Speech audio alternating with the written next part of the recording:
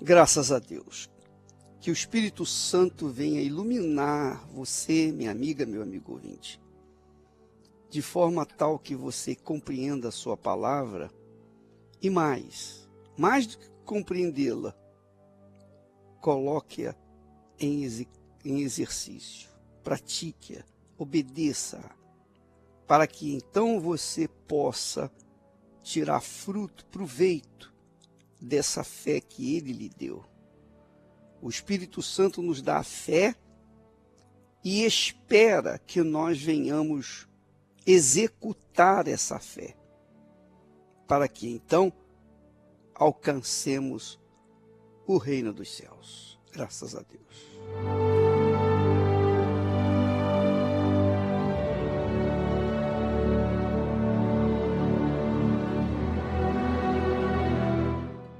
Muito bem. Nós sabemos o que Jesus disse através dos seus servos, que é impossível agradar a Deus sem fé. Porque é necessário que aquele que se aproxima de Deus creia que Ele existe e que é galardoador dos que o buscam. Quer dizer, a fé é o que agrada a Deus. A fé é o que aproxima a pessoa até Deus. E quando isso acontece, então tudo pode acontecer. Tudo é possível, porque a fé liga, une, é a ponte de ligação entre você e Deus, a fé. Agora, o outro lado da moeda é que, se pela fé a pessoa conquista mundos e fundos, também pela dúvida ela perde mundos e fundos. Esse é um fato. E você não pode esquecer disso. A fé tem a vantagem de dar acesso a tudo aquilo que você deseja e quer. A tudo aquilo que você sonha, projeta. Porém, se por acaso faltar a fé, então a dúvida entra e neutraliza tudo aquilo que você alcançou. E é o que nós temos mais visto nesses últimos tempos. Pessoas que conquistam mundos e fundos, que têm fé para conquistar dinheiro, para conquistar posição social, têm fé para conquistar sua casa própria, seu trabalho, seu próprio negócio, sua própria indústria. E aí é que acontece o problema. Porque quando a pessoa conquista mundos e fundos, ela pensa assim, bem, agora eu estou bem. Agora eu cheguei onde eu queria chegar. E ela despreza a fé, ela abandona a fé, ela deixa a fé de lado. Pronto, imediatamente ela começa a cair. Porque ela venceu pela fé. Se ela vence pela fé, ela também perde pela falta da fé? Claro. Essa é a realidade, amiga e amigo ouvinte. O diabo sabe disso, sabe muito bem disso. Que se pela fé nós alcançamos o reino dos céus, pela dúvida, nós somos levados ao reino do inferno. Então, o que a gente tem que fazer? A gente tem que manter-se na fé, guardar a fé, proteger a fé, para que ela nunca, jamais, em tempo algum, nos falte. Você me ouve nesse momento e provavelmente você é uma das vítimas da ausência da fé. Porque você inicialmente conquistou mundos e fundos, mas depois você relaxou na fé, entrou a dúvida. Quando se relaxa na fé, entra a dúvida. E entrando a dúvida, tudo aquilo que a fé conquistou já era. Inclusive, o que é pior, a salvação. Esse aqui é uma realidade, uma grande realidade. E aí, minha amiga e meu amigo, você tem que cuidar da sua fé como a menina dos seus olhos, porque dela depende a sua salvação, dela depende a sua comunicação com Deus, dela depende você agradar a Deus, dela depende a sua aproximação com Deus, dela depende a sua salvação. Porque a fé é um instrumento que Deus nos deu para que nós cheguemos a Ele. Então, nós precisamos manter a fé. Manter a fé é estimular a fé, é alimentar a fé, é guardar a fé. Como Paulo fala, o apóstolo Paulo fala. Guardei a fé. Guardei a fé. Então, você que me ouve e que diz assim, puxa, eu não sei onde eu errei. Você errou justamente nisso. Quando você conquistou e relaxou na fé. Porque a fé é assim. Você tem que estar sempre alimentando. É como o telefone móvel. Você tem sempre que carregar a bateria. Você tem sempre que carregar a bateria do telefone, a bateria daquilo que você usa, daquele objeto que precisa da bateria. Sem a bateria carregada ou recarregada, a fé não funciona. Então, o que o diabo faz para tentar diminuir a fé, diminuir o seu poder da fé? Ele procura trazer notícias que contrariam a nossa fé. Notícias que diminuem a nossa fé. Ele procura trazer informações que fazem a gente ficar duvidando da igreja, duvidando do pastor, duvidando do bispo, duvidando de fulano, beltrano, ciclano. Entrou a dúvida, a fé já não funciona. Essa é a realidade. Amiga e amigo ouvinte, onde é que você deixou a sua fé relaxar? Quando foi que você deixou a sua fé relaxar? Volte à prática das primeiras obras. Volte àquilo que você fazia quando tinha o primeiro amor. Lembra do primeiro amor? Você, quando iniciou na fé, você era uma pessoa fiel, leal, você era uma pessoa pura, né? Você não tinha malícia. Então, a sua fé era pura. Você tomava posse das coisas até com facilidade. Por quê? Porque a sua fé era pura. Mas, por alguma razão você deixou que a fé fosse contaminada e aí perdeu tudo. Volte à prática da fé. Volte à prática do primeiro amor. Mantenha a sua fé. Mantenha a sua fé. Como que eu vou manter a fé, bispo? Você vai fazer aquilo que você fazia antes. Você ia, quase que todo dia você ia na igreja, não é? Lembra? Depois que a sua fé foi atingida em cheio, você deixou de ir na igreja. Mas, ô bispo, eu preciso ir na igreja para ter a fé ativada? Claro, Jesus criou a igreja justamente para sustentar o seu povo, a sua igreja. Jesus criou a igreja, foi Jesus que criou a igreja, não foi eu.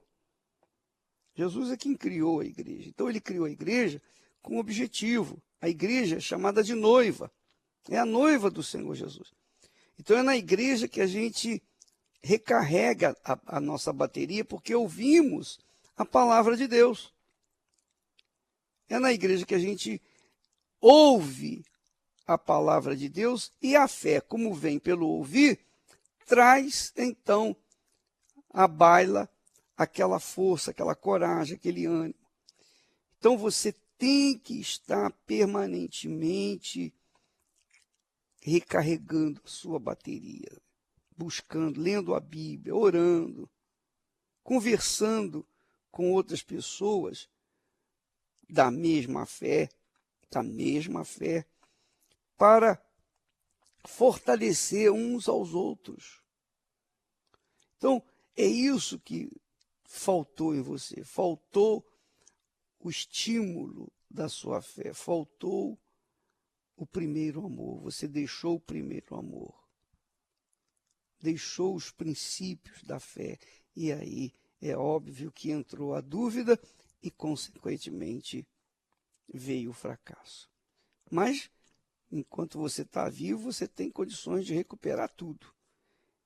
Enquanto a pessoa está viva, ela tem chance de voltar ao primeiro amor. Faça isso, minha amiga. Porque só pelo fato de você estar ouvindo essa programação, com certeza você já está se reanimando, não é verdade? Então, volte à prática do primeiro amor. Volte à prática dele, porque você vai recuperar. Com certeza você vai recuperar o tempo perdido e vai alcançar o que é mais importante, a salvação. Jesus diz assim nas cartas apocalípticas: ao vencedor darei isso, ao vencedor darei aquilo, e etc, etc. Então você tem que ser um vencedor. E vencedor é aquele que mantém a fé. Porque quando a gente mantém a nossa fé ativa, viva, então nós agradamos a Deus. E quando nós agradamos a Deus, nós nos aproximamos dele. Graças a Deus. Não basta conhecer suas promessas, profecias. Também não basta crer que Jesus Cristo é o Messias. Tem que rasgar as aparências, se despir do velho eu e deixar as coisas velhas no altar de Deus. Tem que se nascer da água para lavar o que é passado. Tem que se nascer do Espírito, ele muda o velho estado. É ficar feito criança que não dá um passo a mais, sem saber se está guardada pelo olhar do Pai. Nascer de novo é deixar de ser senhor de si, apenas ser servo diante de Deus. Nascer de novo é deixar o velho eu diante do altar e receber um novo coração.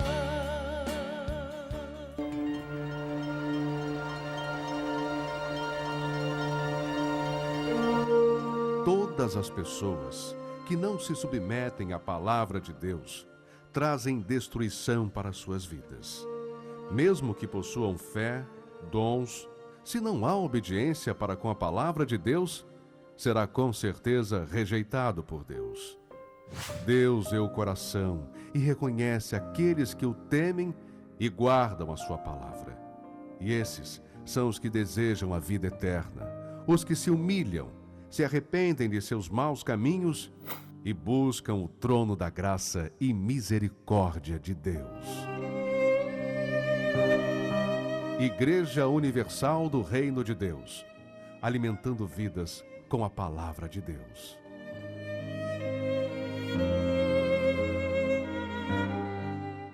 Então, graças a Deus, nós vamos, como costume, nos colocamos sempre testemunhos para que você veja como as pessoas tomam posse das bênçãos por meio da fé.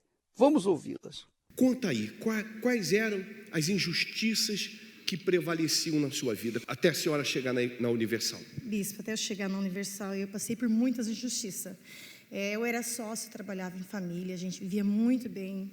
Só que eu adquiri um vício, de repente eu me vi trabalhando em troca de um prato de comida para o meu irmão. E com muitas dívidas. Hoje, se eu vou colocar mais de 500 mil de dívidas de jogos que eu adquiri, perdi 4 carros, perdi a empresa, eu gerei essa dívida, fiquei jurada de morte, devendo para casa de agiotas, bancos, cartório.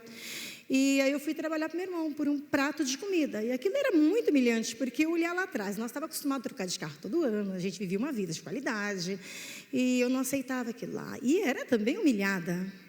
Aí, então, só tinha uma coisa que restava para mim, me suicidar. E no dia do meu suicídio, um dia antes, o cara do jogo veio buscar meu último carro, que era um carro zero, não era um carro velho, não. Só que ali era a minha arma de suicídio, que era o meu carro, que eu ia alta velocidade num poste, que a certeza que eu tinha. Eu não queria fingir de morrer, ficar com sequela, não, eu queria morrer mesmo. Foi quando minha cunhada chegou e falou, chega, ainda tem um lugar que você pode ir, que foi aqui, na Universal. Chegando aqui, bispo, eu fui muito bem recebida, fui atendida, comecei a praticar, a obedecer, a colocar em prática. A minha vida começou a mudar, eu colocando toda a minha força. E comecei a participar das campanhas, tá? A minha vida foi mudando e eu fui crescendo. Aí houve um momento dentro da igreja, eu já tinha alguns anos na igreja, já estava com a empresa, já tinha limpado o meu nome, eu tinha um carro, mas eu ouvi a voz do comodismo, estando na igreja. Já não precisa mais você sacrificar, você colocar teu tudo no altar. Então aquilo virou um conflito na minha cabeça. Bom, quando eu passei pelo altar, eu passei apenas como oferta, bispo. Só que eu desci dali morta. Eu tinha errado. Eu não tinha direito a cobrar nada de Deus. Os dias foi passando, eu fui me diminuindo a cada dia. Eu comecei a entrar na igreja, tipo assim, quando o pastor já tivesse pedido oferta, quando ele ia dizer amém, eu já estava lá fora. Eu fiquei naquele automático, indo na igreja. Só que a minha vida foi afundando. Eu comecei a me fracassar dentro da igreja. E eu comecei e falei, bom, agora também já perdi tudo, não adianta nem ser dizimista mais, não adianta nem dar oferta. Isso é o que tinha dentro de mim. Aí comecei a endividar novamente, comecei a dever cartões de crédito, eu já estava perdendo aquele carro. Aí eu comecei a ficar mais desesperada, eu me afastei. Eu me afastei da igreja, me afastei da presença de Deus, não da igreja, a presença de Deus. Aí minha vida virou uma bola de neve. Aí foi quando eu falei, eu sei o caminho é o altar. Aí voltei para a igreja, uma revolta, bispo, uma revolta muito grande, que era muito humilhante, o que eu estava vivendo. E eu voltei e coloquei minha vida no altar. Eu falei, Deus, agora é tudo ou tudo. E me lancei. Eu saí daquelas dívidas, eu tive a derrota no período de 6 meses. No ano seguinte, eu conquistei um carro importado, 0 quilômetro. Aquele apartamento meu já recuperado, eu já não tinha mais dívidas, tá? Daquele apartamento eu comprei mais um, já quitado no condomínio fechado. Esse ano eu já adquiri meu 3º. Hoje eu sou conhecida, onde eu cheguei, que eu vendia 5, 6 refeições, todo mundo dizia, aqui ninguém sobrevive. Eu falei, eu vou sobreviver. Eu estou lá há 12 anos, estou arrebentando e tenho, assim, hoje a maior certeza que tudo isso aí, bens materiais, é importante, não tenha dúvida. Sim, para glorificar nosso Deus, mas o mais importante, bispo, que eu tenho dentro de mim, que hoje eu tenho a certeza da salvação. Porque uma coisa é a gente conquistar bens materiais, estar dentro da igreja, mas não ter o Espírito Santo. É como um edifício construído na areia. Vem uma onda e vai levar. Que era o seu caso. Exatamente, foi o que aconteceu comigo. Mas hoje não, bispo. Hoje pode falar o mundo que for. Eu sei que está dentro de mim, eu sei de onde que eu vivo, eu sei de onde que eu me alimento, eu sei o Deus que me tirou do inferno. Que hoje eu posso dizer que eu tenho paz, sou feliz e cada campanha a gente tem a oportunidade de colocar mais e mais nossa vida no altar para Deus e por isso eu não paro. Deus abençoe mais. O nome da senhora? Rosângela. Do senhor? Reinaldo. Quer dizer, havia injustiça, mas também houve da parte de vocês uma revolta, é isso? Sim. Sim. Antes de a gente vir para a igreja, eu vivi uma vida sentimental toda derrotada, um casamento destruído, devido às injustiças. Injustiças de como? Meu marido bebia muito, e muitas das vezes ele vinha para casa sem um tostão para a gente, meus meninos e nós passávamos dificuldades. E devido a tantos problemas, fui a vários locais buscar uma solução e não encontrei. Não encontrei justiça em lugar nenhum. Ela clamava por justiça, né? Teve um momento que eu pensei que não existia nem Deus, de tanta injustiça. Aí, ou eu comecei a ouvir vozes, e uma das vozes falava: por que você não morre? Por que você não se mata? Por que você não mata os seus filhos? E eu tenho hoje, meus filhos são grandes, mas na época meus filhos eram pequenos. O que faltava na casa da senhora? Faltava paz, faltava felicidade, faltava poder dormir sem preocupação, preocupada se ele ia voltar vivo ou não, preocupada se a gente ia ter paz dentro de casa. E, com isso, eu tentei suicídio. E não só tentei me matar, tentei matar meus filhos também. Só pensou em se matar ou tentou? Eu tentei. Eu enfiei várias vezes na frente de um carro, com eles, pequeno, meu menino ainda nem andava direito. E todas as vezes que eu tentava, Deus usava pessoas para me poder acudir. Só se jogava na frente dos carros? Sim, na frente dos carros. E um dia, alguém me convidou para vir à igreja. E eu vim. E, quando eu vim, eu comecei a ouvir que havia uma solução. Na primeira vez que eu coloquei as plantas do pé na igreja, eu vi que havia uma diferença. E o homem de Deus estava falando sobre justiça, que Deus ele pode, que Deus é com aquele que Ele ama. E eu me alimentei daquela palavra e me revoltei. E comecei a lutar por Ele, porque até então eu tinha desistido de tudo. Ele era como? Olha, houve um momento, sendo sincera, que ele ficava tão agressivo que chegou até a me bater, de tão agressivo que ele ficava.